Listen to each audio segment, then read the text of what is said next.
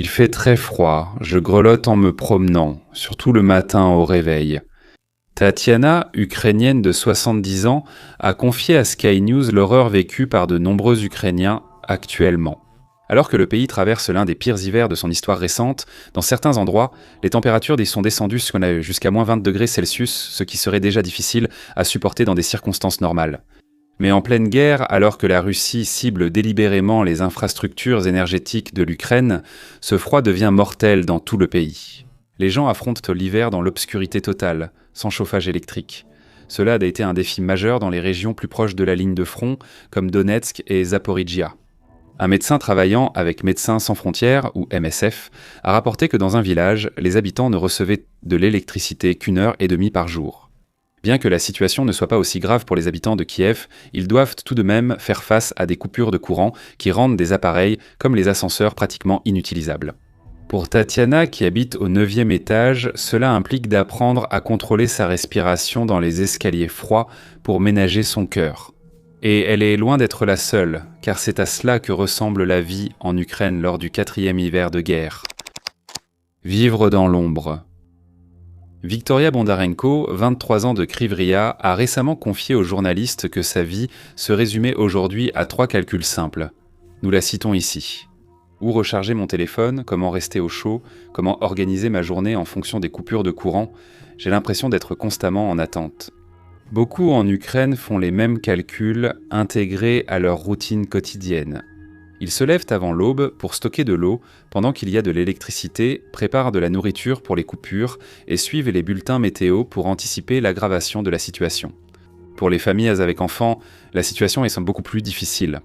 Hanna, mère de 3 enfants de 38 ans déplacés de Donetsk et vivant à Kiev, a confié à World Vision que ses enfants deviennent chaque jour plus stressés. Elle a dit que sa famille vit dans un petit appartement où les coupures de courant ont lieu tous les jours. Comme tout dépend de l'électricité, elle ne peut ni cuisiner ni chauffer sa maison, ce qui rend ses enfants plus souvent malades. Les coupures d'électricité et le chauffage peu fiable ont poussé de nombreuses écoles à fermer, incapables d'assurer une température sûre en classe. Selon Sonia Kouch, directrice nationale de Save the Children en Ukraine, cela a plongé de nombreuses fins de famille dans l'incertitude, sans lieu pour leurs enfants en journée, ni école. Mariana Kyuk, podologue, ne savait pas où laisser son fils Zahar pendant son travail. Elle a confié à CBS News qu'elle l'emmenait parfois avec elle, ou le laissait seul à la maison d'autres jours. Décision difficile car sa maison n'avait pas de chauffage, mais il est toujours possible de trouver du réconfort. La Croix-Rouge et le gouvernement ukrainien ont mis en place des tentes et wagons chauffés avec recharge téléphonique et Wi-Fi. Certaines écoles restent partiellement ouvertes grâce aux générateurs. Mais comme l'a dit Oksana Daniluk à CNN, aucun générateur ne tient 16 heures sans électricité. Cela signifie que les écoles ont dû faire preuve de créativité avec ce qu'elles peuvent faire pour essayer de maintenir un semblant de normalité pour les élèves. Parfois cela fonctionne, parfois non. Le froid et les coupures de courant posent donc des défis aux personnes âgées. Comme dit en introduction, les pannes fréquentes ont paralysé les ascenseurs. Pour ceux qui sont encore mobiles, comme Tatiana, c'est un défi, mais c'est un défi gérable. Pour Irina Mikhailovna, 83 ans, cela signifie qu'elle reste surtout chez elle et que la connexion mobile coupe souvent.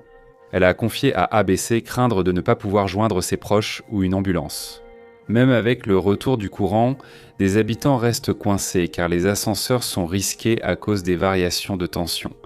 La situation reste difficile dans le sud de l'Ukraine.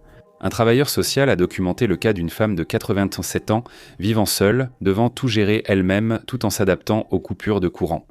Le travailleur social jugeait cela presque impossible. Ce froid affecte aussi réellement la santé. Ed Ivashchuk, déplacé de la ville occupée de Militopol, vit désormais à Kiev. Et il a déclaré à ABC que, malgré le fait d'aller se coucher, de porter des vêtements chauds et d'être couvert de plusieurs couvertures, il se réveillait toujours en ayant froid, avec des douleurs aux poumons, similaires à une pneumonie. Sans la possibilité de chauffer leur logement, la température intérieure dans la plupart des appartements peut descendre jusqu'à 10 degrés Celsius, soit 8 degrés, 8 de moins que la température intérieure habituelle, recommandée comme sain par l'Organisation mondiale de la santé. L'OMS a averti que le froid accroît fortement le risque de troubles cardiovasculaires, d'arythmies, d'AVC et de complications métaboliques, surtout chez les personnes âgées, enfants et malades chroniques. Et l'Ukraine observe déjà certains de ces effets durant un hiver 2022-2023 moins intense. Les chercheurs ont constaté que 75,2% des sondés ont eu des infections respiratoires, surtout dans les foyers les plus nombreux. Humanitarian Action a récemment indiqué, selon l'UNICEF, qu'une famille sur 5 souffre de problèmes de santé dus au froid intérieur. Les nourrissons ont besoin de soins supplémentaires pendant cette période car ils perdent rapidement de la chaleur corporelle et sont exposés à un risque accru d'hypothermie et de maladies respiratoires. Des conditions rapidement mortelles, sans chaleur ni soins, le froid et l'obscurité affectant la santé mentale, surtout des enfants suivis par World Vision. De longues heures dans des maisons froides et sombres accroissent stress, anxiété et isolement chez les enfants. Cela s'ajoute à la crise de santé mentale déjà existante qui frappe le pays depuis le début de la guerre. Et il existe des dangers au-delà du froid lui-même. Beaucoup d'Ukrainiens ont trouvé des moyens créatifs pour chauffer leur maison, mais ces méthodes posent aussi des défis. NPR indique que ceux vivant sans gaz construisent une structure avec des bougies, barbecue et briques sur le grill. Méthode efficace mais risquée en raison du danger d'intoxication au monoxyde de carbone.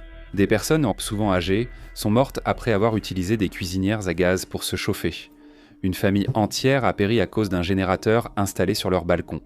Malgré ces défis, il existe quelques points positifs. CNN rapporte que lors des coupures de courant, des voisins de certains complexes résidentiels cuisinent ensemble sur un feu de camp et échangent sur les réseaux sociaux. Les résidents avec plus de lumière aident activement ceux qui en manquent. Cafés, stations-service et habitants offrent café chaud et collation aux employés des services publics et d'énergie en réparation.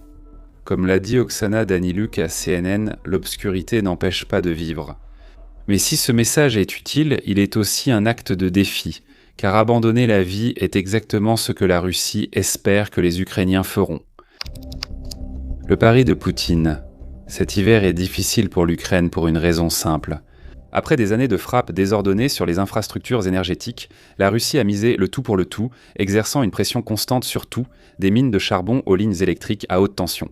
La Russie a visé les infrastructures ukrainiennes durant toute la guerre.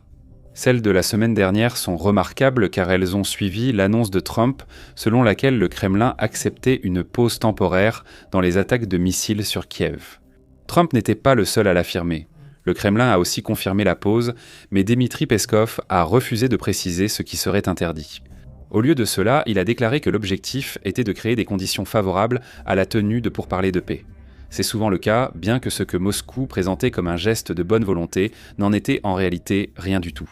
Le 2 février, moins de 24 heures avant des pourparlers de paix à Abu Dhabi entre négociateurs ukrainiens et russes, la Russie a lancé l'une de ses plus grandes attaques de la guerre.